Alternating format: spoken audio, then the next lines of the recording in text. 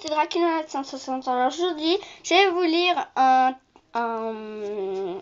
un livre, j'ai pas fini de l'écrire, que j'ai écrit moi-même. Donc voilà. Et derrière, j'ai pas encore fait le résumé. Donc on commence. Alors, il y a moi qui a écrit, il y a une copine qui a dessiné. Donc c'est la princesse vampire. Alors, il était une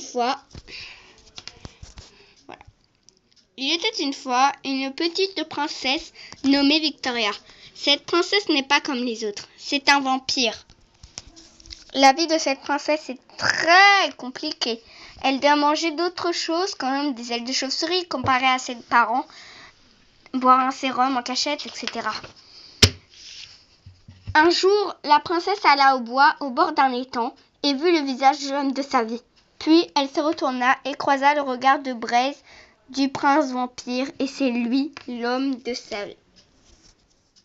Voilà. Et le temps passèrent, ils se marièrent, mais hélas, le prince infidèle la quitta pour une paysanne. La princesse furieuse devint la princesse la plus crainte du monde des vampires. Hélas, plus aucun vampire ne voulait l'approcher, pas même les chiens. Elle était malheureuse. Un beau jour de soleil, elle tomba nez à nez avec un mortel. Elle tombe amoureuse. Elle doit le mordre. Il s'appelle Maxime. Aujourd'hui, la princesse fêta ses 16 ans. Et en cadeau de Maxime, elle reçoit un baiser d'amour sincère sur un nuage au coucher du soleil. Et ils ont mangé en plein air.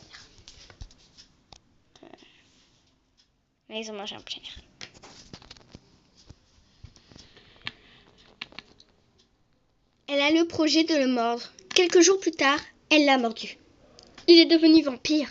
Et la particularité de Victoria, c'est qu'elle chante comme une reine. Enfin, façon de parler. Donc là, après, moi, j'ai écrit une chanson à base de Encore un soir de Céline Dion. J'ai rajouté quelques mots, mais c'est pas les mêmes. C'est le refrain.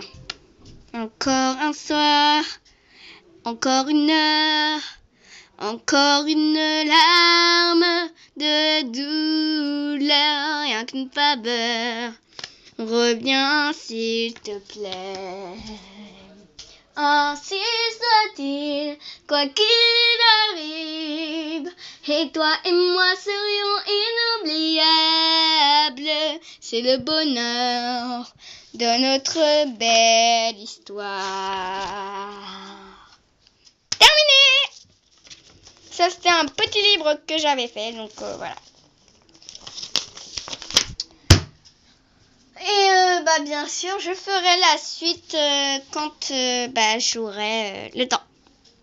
Et bien sûr, quand j'aurai totalement fini le livre, on lira la suite. Salut!